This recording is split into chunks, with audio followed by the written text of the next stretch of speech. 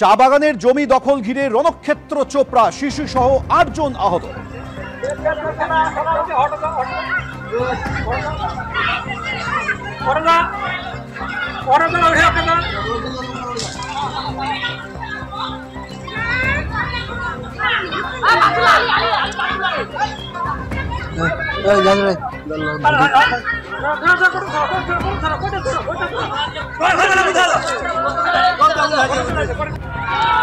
আমাদের চেতনাগঞ্জ গ্রামে দেখুন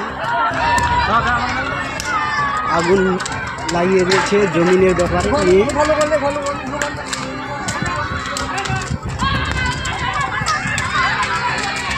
দেখুন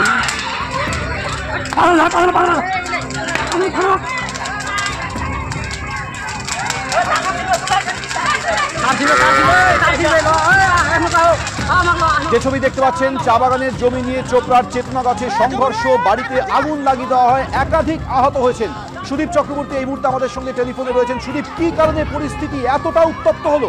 আপনাকে বলি যে এই যে চেতনাগাছে এই যে জমিটির পরিমাণ কিন্তু 8 বিঘে, আক্রান্ত পরিবার তরফে দাবি করা হচ্ছে। দাবি হচ্ছে তাদের এই জমিটি তাদের পৈতৃক সম্পত্তি এবং এলাকার কিছু দুষ্কৃতী তারা তৃণমূল আশ্রিত বলে তিনি দাবি করেছেন এবং তারাও তৃণমূল করে বলে দাবি করেছেন।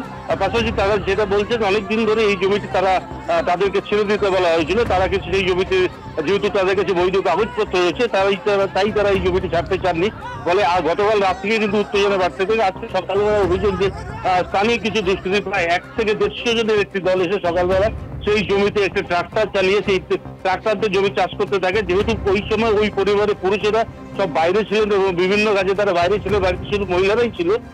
মহিলারা কাজ প্রতিবাদ করতে গেলে কিন্তু তাদের উপরে এলো কথারই ছুরি ফুড়ি দিয়ে, লাঠি বাটি দিয়ে তাদের উপর আক্রমণ চালায়। অভিযোগ সেইখানে যারা দুষ্কৃতীরা এসে তাদের হাতে আগ্নেয়াস্ত্র ছিল, তাদের হাতে বন্দুকও ছিল বলে তারা দাবি করেছেন। তারা বন্দুক চালায়নি, তবে যত মহিলা শিশু ছিল তাদেরকে প্রত্যেককে আঘাত করেছে। আঘাতের ফলে মোট 8 জন কিন্তু এখনো পর্যন্ত গরুয়া স্বাস্থ্য কেন্দ্রে ভর্তি করা হয়েছে। বাকিদের যাদের অবস্থা আশঙ্কাজনক তাদেরকে ইসলামপুর মহকুমা হাসপাতালে ভর্তি করা হয়েছে। খবর পাওয়ার পরে বেশ কিছুটা সময় লাগে, যেহেতু চেতনাগঞ্জ এলাকাটা একটু অনেকটাই দূরে। চোপড়া থানা থেকে পুলিশ ঘটনাস্থলে পৌঁছানোর আগেই কিন্তু যারা আহত হয়েছেন তাদেরকে তার মাঠের মধ্যে লুটে পড়েছিল। তারপর তাদের পুলিশ ও গ্রামবাসীদের সহযোগিতা তাদেরকে গরুয়া স্বাস্থ্য কেন্দ্রে নিয়ে আসা হয়েছে। এলাকায় কিন্তু এখনো যথেষ্ট উত্তেজনা রয়েছে, ঘটনাস্থলে বিশাল পুলিশ বাহিনী রয়েছে। সুদীপ, তুমি আমাদের সঙ্গে থাকো। যে ছবি দেখছেন, চোপড়ার চেতনাগাছে সংঘর্ষ হয়, যে জমিকে কেন্দ্র করে বিতর্ক, সেই জমির যারা দাবিদার তারা বলছেন যে এই জমিটা তাদের কাছে বৈধ কাগজপত্র আছে। তৃণমূল আশ্রিত দুষ্কৃতীরা তাদের এই জমি থেকে সরে যেতে বলছিল, আজ অতর্কিত তাদের উপরে হামলা চালায়। সেই ঘটনাকে কেন্দ্র করে রণক্ষেত্র পরিস্থিতি তৈরি হয়, শিশু সহ 8 জন আহত হন, বাড়িতে আগুন পর্যন্ত ধরিয়ে দেওয়া হয়।